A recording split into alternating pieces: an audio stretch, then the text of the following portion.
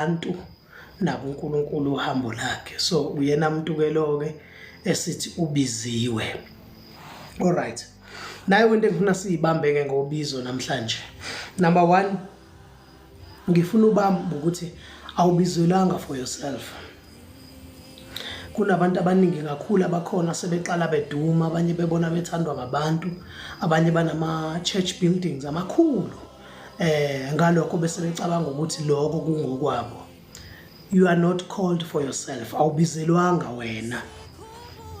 Akekho noyedwa umuntu obiziwe nomuntu ogcotshiwe ogcotshelwe for himself. Ayikho into enjalo, akukaze kwenzeke. Awubizelwanga for wena, awubizelwanga for your family, awubizelwanga for your business. Noma ngabe yini ethinta wena, awubizelwanga yona. Awubizelwanga ifamily yakho, awubizelwanga for yourself, awubizelwanga even for your business. Ugcobo nokubiza kaNkulunkulu akukusizi lapho. Akukusizi lapho because awubizelwanga wena. Uma ngabe kukhona ezinye izinto ezivela ezimphumela emihle obizweni noma ogcobweni uNkulunkulu akunikeze lona, zivela at a later stage, aziveli at first. Ibambe lento ngoba ngizosheshe ngiphume kuyona. Ngithi number 1, awubizelwanga for yourself, awubizelwanga for your children, awubizelwanga for your wife, awubizelwanga for your family, awubizelwanga for your business. Kungasala konke emuva lokho, kodwa ubizo lukhona nogcobo lukhona, alukusizi kulezo zinto because you are not called for yourself. Ugcobo lokuseva abanye abantu akulona lokuseva wena nefamily yakho. That is why kunzima ukushumayeza abantu befamily. Kunzima ukushumayeza umuntu wefamily yakho. Umuntu wefamily yakho uyaliphila ivangeli, akubone uliphila, abese ethatha la engathatha khona, abone indlela ohamba ngayo, bese eqhubeka naye elandela wena. Kodwa awumshumayeza, ukwazi ukushumayeza umuntu wefamily. Ungamchazela lo ke nalokho because ngaso sonke isikhathi ukuzalwa nabo abasoze bayithatha serious into yakho. Wes maybe kwazela amaphutha before usindiswe. So ngibambeke leyo nto. Then bese siqhubeka ke, ngifisa siyezweni lenkosi, kodwa ngifisa wazi ukuthi noma ngabe yini evela obizweni ekbenefitisayo noma ekwenza uvele kahle, ivela later leyo nto, ayiveli manje. Awuthi ubizwa kube kuvela izinto ezinjalo ngoba khumbula ubizelwanga wena. And ugcobo nobizo alikusizi ngalutho wena ekuguleni kwakho, alikusizi ngalutho kwi-breakthrough yakho, alikusizi ngalutho even kuma-finances akho. Kuyenzeka ubizwe uNkulunkulu kodwa ustrugglishe kuma-finances. Kuyenzeka ubizwe uNkulunkulu ugula. Nikhumbule ukuthi ngithe sikhuluma ngaphambilini ngathi umuntu ubiziwe kodwa uNkulunkulu unendlela afuna ukusebenza ngayo kumuntu nomuntu and siyadingana njengoba sabafundisi nje. All right, ngicela siyezweni lenkosi sibuke lento engisho ukuthi you are not called for yourself or for your family. Asibheke incwadi kaLuka chapter 2 uverse number 33-34. Asibheke ke, uyise nonina bamangala ngaloko okukhulunywa ngaye uJesu lo. Uyise benonini uJosepha noMaria bamangala ngokukhulunywa ngoJesu. Why bemangala? Abakwazi ekhaya. Njoba ngisho ngithi awugcotshele umndeni wakho. Noma ungagcotshwa kangakanani, ube phezulu, ubinceke phezulu kangakanani, kodwa umndeni ohlezi ukubuka njengabantu abakuzala enyameni abangebabe nandaba futhi naleyo. Ivangeli uyaliphila ekhaya, ukwazi ukubenza ababilona, awukwazi ukubaguqula. Ungaguqula abantu izizwe ngezizwe kodwa uthola ekhaya abanandaba nento yakho. Hayi ngoba bebaba, hayi ngoba bengamfuni uNkulunkulu, awubizelwanga umndeni wakho. Uyise nonina bamangala, verse 33. Uyise nonina bamangala ngalokho kwakukhulunywa ngaye. Uyabona abakazi bakubone lokho kukhulunywa ngaye bona. All right. uSimiyoni wababusisa wathi kuMaria unina, lo umiselwe ukuwa nokuvuka kwabaningi kuIsrayeli nokuba isibonakaliso esiphikwayo. uSimiyoni siyazi ukuthi wadehlele elindele insindiso ezovela ngoKristu, elindele isithembiso somntwana. Kodwa wathi membona wayesasho ukuthi lo umisela ukuwa nokuvuka kwabaningi abakuboni njalo abefamily lento engisho ngithi awubizelwe for your family ugcobo nobizo doesn't benefit your family ngaphandle mawukuthi izinto zikaNkulunkulu ngaphandle uyiprizeile into yakho yabo these guys abadayisa amafutha amanzi anointing oil anointing water abadayisa amathawula ekuthiwa anointed abadayisa chains abadayisa ring and everything lezi abazidayisayo lingasho kungabe ngathi lisheshe liyakusebenzela uliprizeile kodwa ungaliprizeanga uhamba ngokugcobo likaNkulunkulu akunikeze lona alikbenefitisi ungavuka ugulelwe ekhaya uhamba okhulekela umuntu asinde ugulelwa wena ekhaya because uNkulunkulu uyidesign ngokuthi umuntu nomuntu udinga omunye umuntu ungcoba akakwazi ungcoba ukuziphilisela la ekhaya kodwa ungcoba udinga abanye abafowabo abazofika bazokhulula abantu la ekhaya lento ithini na uJesu ke wayophilisa umkhwekazi kaPetro nikhumbula ukuthi uJesu wayesebanikile amandla negunya lokuphulukisa umoya nokugula konke kodwa uJesu simbone yongena endlini kaPetro ephilisa umkhwekazi kaPetro ephethwe umkhuhlane umbuzo uthi ngoba uPetro wayesefundile esehambile noJesu iminyaka uJesu wazi wababiza wabathuma why uPetro wayengayiko philisa umkhwekazi wakhe. So you are not called for yourself, you are not called for yourself, for your family, even for your business. Ungabizwa uNkulunkulu manje akuthume manje ngoDecember liwe business lakho liphele because ugcobo lakho alikwazi ukuphumelela izinto zakho. Lokho kungavela at a later stage ukuthi kube nezinto uma zivela zimphumela zizinhle namhlanje umfundisi esehamba emoto enhle senjani kuvela emva kwesikhathi lokho not unless alidayisa ivangeli eqala uma alidayisa eqala lokho kungambenefitisa kuqala kuthiwa hey iyaqala nokushumayela lenceke kodwa indaba uliprizeile ivangeli lakhe kodwa uma ubizwe uNkulunkulu mawubizwe uNkulunkulu awubenefit ogcokweni lakho awubenefit kuyenzeka uvuka ugula uyokhulekela abantu basinde ngoba uNkulunkulu ukusinda kwakho nawe ubeke kwabanye uNkulunkulu uyidesign kanje lento bafowethu siyadingana akekho umuntu oyi all in one akekho nje umuntu oyi all in one la emhlabeni siyadingana ukuze mina ngiye phambili ngidinga wena ukuze wena uye phambili uyangidinga iphi uNkulunkulu lezi azibekile kwi5fold ziyadingana umpostoli uyamdinga umprofeti uyamdinga umvangeli kanje kuyadingwana kuyasetshenziswana baningi abantu abafelwa abantu engaba abafanga ngenxa ukuthi bazijethi bama all in one bona akujwayelekile ukuzwa kuthiwa nayi inceke khulekela abantu abaphila kuthiwe kade khulekela umfazi wayo waphila no kujwayelekile kanjalo because uNkulunkulu ufuna nawe ube nesidingo uNkulunkulu ufuna nawe udinge uNkulunkulu ufuna nawe ufune ngoba awukwazi wena ukuba iyona yonke into asinikezwanga kanjalo bafowethu ayidesignangwa into uNkulunkulu ayidesignanga kanjalo into asinikeze yona ukuthi yilo nalo abi all in one njenze yonke into awukwazi ukwenza yonke into noma ukwazi ukwenza okunye kodwa khona okunye ungakwazi ukwenza.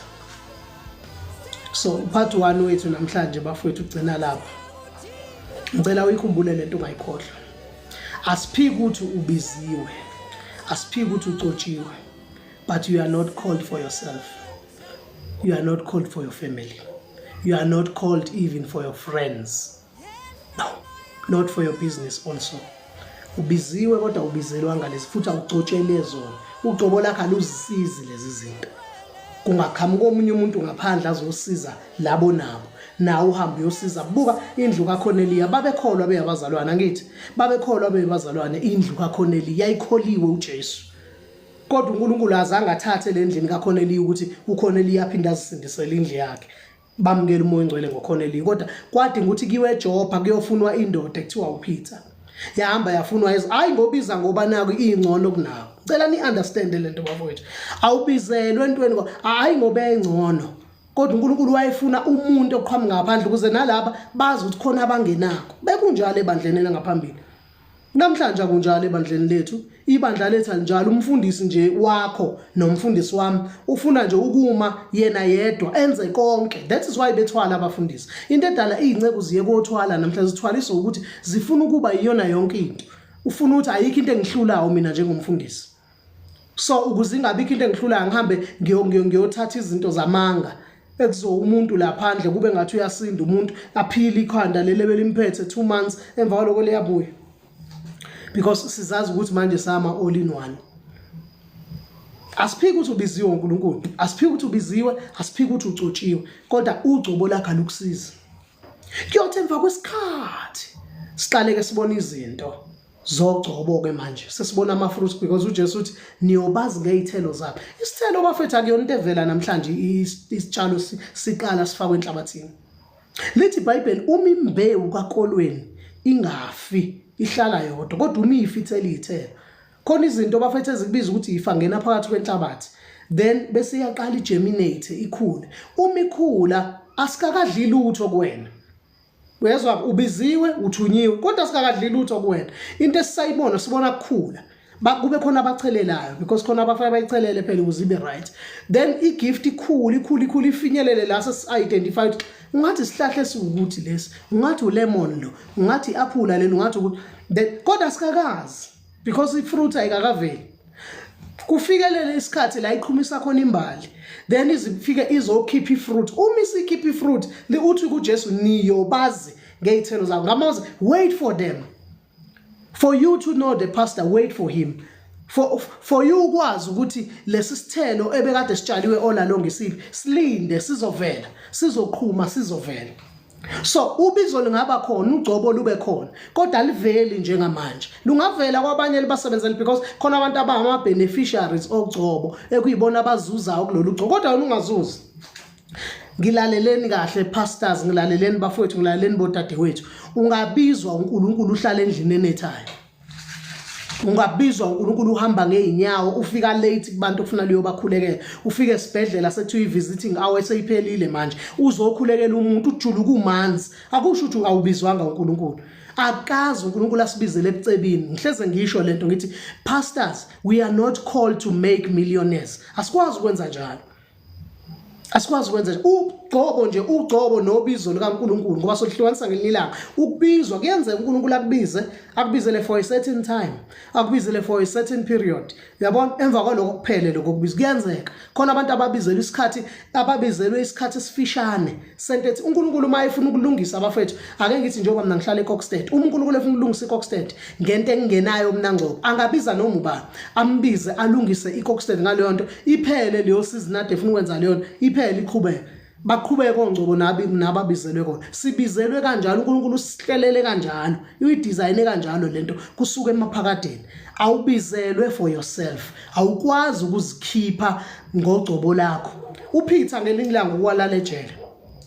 Wamngena ejele uPeter, uHerod wamthatha wamfaka ejele. Alizange ugcobo likaPoye nalo uPeter ugcoba ngithi that time. Kodwa alizange limkhiphe ejele ugcobo lakhe. Vumela ezinye izimo uNkulunkulu akufaka zona, you have to go through them. Then masusuphumile bese uNkulunkulu ekudonsa ngesinye isandla not sakho. Khona indawo ugcobo lakho lingakusisi sizozibala ngokuzayo kuyibuka part 2 but la ku part 1 bengifuna ucacele ukuthi awubizelwe for yourself. You are not called for yourself, not for your family, not for your business. Ungaba okugcobweni ube sobizweni uwezwe futhi amandla ami ongcwele every Sunday, uwezwe every Friday ubeka ama-tent uwezwe ukuthi inkosi yami uNkulunkulu uyangisebenzisa. Akusebenzisa uNkulunkulu ngempela kodwa uthola ukuthi wena into zakho ziyawa. Kuwi business yakho, ikhaya lakho liyanyakaziswa, nawe uyanyakaziswa. Financially uyanyakaziswa, ngisho awunazo mhlawumbe ngisho impahla zokugqoka kodwa ubiziwe and uNkulunkulu kusebenzisa. And ifine iqaphele lento, uNkulunkulu esaqala ngawe wenza abantu badle kuwena kodwa bangakuniki lutho. Ngihambile noNkulunkulu mina, ngibonile leyo nto, ubizwa indawo ngeindawo kusukuma abantu kuma wheelchairs. Ngikubukile lokho ngakubona kusukuma abantu kuma wheelchairs, kuvuka abantwana befile. uNkulunkulu esebenza enza izinto ezimangalisayo kodwa lokho akuzange ungibenefitise. Ezinye zeindawo kwavuka abantu kuma wheelchairs ngangigoduka ngingenayo ngisho imali yokugibela kade ngihayikhile. Tsheleke imali nje ngithi awungitsheleke nkosikazi, wayesekhona unkosikazi eduze. Nkosikazi awungitsheleke lapho, anginikeze kwi-grant unkosikazi uthi angigibele ngiyoshumayela. Ngihambe ngiyoshumayela ngingabuyi kwaleyo mali kade ngihambe ngayo ngiyoshumayela. Because uma ungaliprayizanga livuthwa lona ngesikhathi salo ubizo. kodwa uma ulipricile kube ngathi livuthiwe kanti lisazokugulisa. So asik-understand bafowethu ukuthi uNkulunkulu usebenza kanjani. I'm not saying bazalwane uma ubizo uNkulunkulu ufuna ukuhlupheka uziyofa, cha. Kodwa lona lo nesabelo sakhe. Ukuphathwe ikhanda kule uyipreacher. uNkulunkulu akusize masugibele epulpit liphela ikhanda, uphume epulpit phinde libuye. Qhamuka umuntu ongaphandle azokubeka izandla uphile. uNkulunkulu uyakutshengisa. Phela sina sibona asiyena uNkulunkulu thina abazalwane. Sinikiwe that portion yokusiza abanye abantu. We are here to serve others. We are not here to serve ourselves. No, we can't serve ourselves. Asikwazi ngisho amabhizinisi ngisho ino yenzayo. Basobhake musukulwa neplan kaNkulunkulu ngoba awubizelwanga for yourself, awubizelwanga for your family. Uma uzobenefita ngasekugcineni. And uNkulunkulu wenza sure. Uyabona uNkulunkulu mayekubizile eqala ngawo umsebenzi, ufika aqale ngawo umsebenzi. Kuthi bhu abantu bese. Babe baningi ukuthi ujabula ukuthi hayi iprofeti woNkulunkulu uyiconfirmile le. Kusho wena uthi hayi le uyiconfirmile bazalwane siyambonga uNkulunkulu ushaya izandla bakushiye bonke after. Uma ungakazi ushiwa abantu owaqala nabo basazokushiya. Because abazalwane kufanele sibazi sibajwayele. Kunabazana abathi mebefika abane drama nje emangalisayo. Abazana nje mebefika awukwazi umona emzane mefika ebandleni elisha. Ufika athi yo bazalwane angikaze ngilibone ibandla elinje. Ilanguage yabazalwane siyayazi. Yabo? Baphinde bathi bazalwane engathi lokugcina leli ngohambile amabandla kodwa leli lokugcina nathi bake basho ukugcina kanjalo besakhonza nathi. Abangakudidi mase besho kuwena. Ubizo lukudonsela yonke inhlobo yabantu bese uNkulunkulu eyabahlunga afuna basale nawo. Khumbulani lokho bafundisi izinceke zenkosi, khumbulani lokho. Kukhona abantu abakuphelezela uma uye stopini kodwa basuke bengeve beyogibela nawe. Kungenzeka baqale nawe ngeke baqede nawe. Kungenzeka bahambe nawe kodwa ngeke baphethe nawe. Kungenzeka bahambe nawe babo Judas Iscariot. Kungenzeka bahambe nawe babo Peter. Nasethimini kaJesu khona owaphika kodwa wayehlezi ehleli naye. Nasethimini kaJesu khona owathengwa ngemali kodwa wayehlezi ehamba naye. Nendila bafowethu banikeziwa ama miracles. Matthew chapter 10 wababiza abapostoli liyabayabalwa kubalwa noJudas Iscariot owabo umkhephe kuthiwa wabanikeza amandla negunya phezulu kwemimoya kodwa yena uJudas Iscariot lo wabo umkhapheli wanikezwa naye amandla. Ungaqala into unikeze bonke abantu uthi hayi nayi portion bazalwane nayi double portion uNkulunkulu uyanipha manje ngoba niyethanda ukuhambe nenza ama impartations ningabahlolanga nomoya bayithathe lezo ziphiwo nalezo zinto abantu baphume bahambe akubona bonke abantu ababizelwe kuwe. Angivale ngale nako kwanamhlanje. Angivale ngale. uJesu uShumayele wahamba wasuthisa abantu aba over 5,000. Uyabatshela ngokulandela uthi hayi nina ningilandeli ngoba nifuna ukuphila okuphakade. Cha, nikhathalele ngokuthi nathola izinkwa nini. Uyabona ke ibandla lezinkwa, ibandla eligijeliswa ngeimoto every day. Mayingekho imoto yamfundisa kukhonzwa. Ibandla enjalo. Bakhona after balindele ukuthi uphumelele umfundisi bese bezokhonzana. Khona abantu akade bayizwa into eShumayela kodwa ngeke baziveze kwamanje. Uphansi kakhulu ngokwezinga ngokwabo. Ungajabuli mase becele bayokushiya mhla futhi uNkulunkulu ekwehlisa. Ngoba uNkulunkulu unezikhathi zokwehlisa nokunyusa obizweni. Ngizozithinta ku part 2 lezo. Ngizozithinta ku part 2. Kuyana ke nokuthi ubizelwe kubantu abanjani. If abantu obizelwe kubona beshesha ukunderstanda ugcobo nobizo uNkulunkulu akusebenzisa kulona nevision ebekwe phezulu kwempilo yakho kungakwenza lokho kwezinye zezinto ayizonke usheshe uphumelele. Kungenzeka ufike kubantu abasheshile ukunderstanda ukuthi ubizelwe kuphi unikweni uNkulunkulu utheni kwena. Yabona mothole labo bantu ungashesha ufike la ufuna ukufika khona. Ungashesha ufike. Singabona ingane zakho zifunde endaweni ezingcono, sibone nawe impilo yakhe isheshe ishintshe. Ufike kubantu abasheshe bayazi bayizwa. Ave inkinga umzalwane osehamba amabandla. Siyabathanda, bafundisi siyabathanda abantu abasebehamba amabandla. Hayi u right uphuma lapha. Hayi usevuthiwe. labothi bavuthiwe ibona abakuvukela kuqala singcono nesidako esiphuma eTavern ozosifundisa aqala ukuthi uA ke wale kholweni lo uB wale kholweni lo uC silalela sibambe leyo nto kodwa lo sohamba egcuca uba inkinga ufika kutshele kahle athi kade sasikholwa phela siqala la qale kube kuhle safika ungadakwa inkulumo zabantu abantu bebefika ebandleni bahleze benazo le inkulumo ezokuthi ngiyaqala ukuza uNkulunkulu ngalendlela abazalwane hey ngiyaqala ukuza uNkulunkulu ngalendlela banamanga bakubasho nakuthina besakhonza nathi nakuthina mhlaba esishiya babashiya bathi ayikho lento yangcobo bafika kuwena bathi ikhona le yakho mhlaba ekushiya kodwa ayikho baye kwabanye khona abantu abanjalo nje khona abantu abanjalo awumuzwa yini uPaul ekhala ilanga athi sheshuze kumina elobele umntana wakhe enkosini uthi sheshuze ngoba uDemas ekade ngihamba naye uthi ungishiyile ethanda leli lizwe la namhlanje wawungashiya uPaul umuntu owakwazi uvusa umuntu hey bazalwane uPaul umuntu owakwazi ukuvusa umuntu eshumayela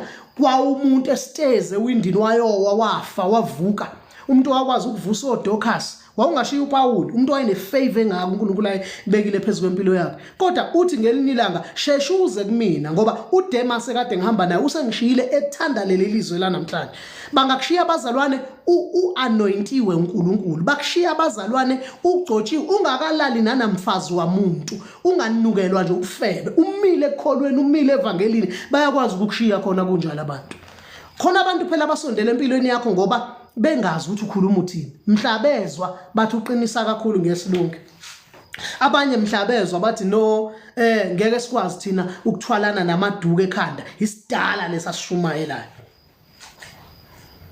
bakhona abantu abanye basondela ngoba befuna ihealing mhlaba hilishwa bakushile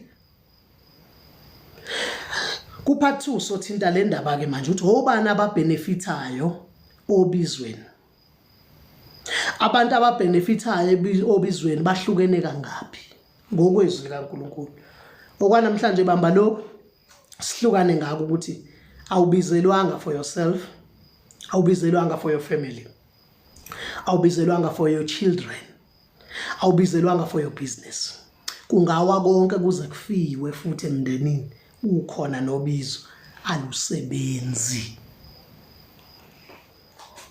ngikhothile amavesi ukuthi uJesu waphilisa umkhwekazi kwaPetro uPetro wayesenikiwe amandla negunya kodwa azange amphilise umkhwekazi wakhe uPeter wangena ejele ebanjwe uHerod wamfaka ejele walala ejele uPeter uNkulunkulu wazi wathinta ingelosi ngoba wayefuna nokuprove nje kuPeter ukuthi Peter ugcobo lakho ngeke ukusiza Peter laba abakhuluma kuvuka abantu abakhuluma eminyango omuhle wethempeli indoda ngempela eyayikade isishosha kwasekuzalweni wayengahlula uPeter ukuthandaza aphuma ejele kodwa umthandazo wakhe awumsizanga wadinga ukukhulekela uyibandla ekhaya lamkhulekela ibandla kuthiwa wathi limkhulekela uNkulunkulu wathuma ingelosi yamkhipha azange aziphumele yena khona izinto ugcobo lakho olungakusizi wena personal engakusizi nje ngeke ukusize futhi nobizo lakho alukucebisa ubizo not unless usuyiprize into yakho mawuke wayiprize wayifaka ke izinto ezithize wayenza yana yaqala yaba iproduct yakho ungaceba angifuni ukukhuluma labo bantu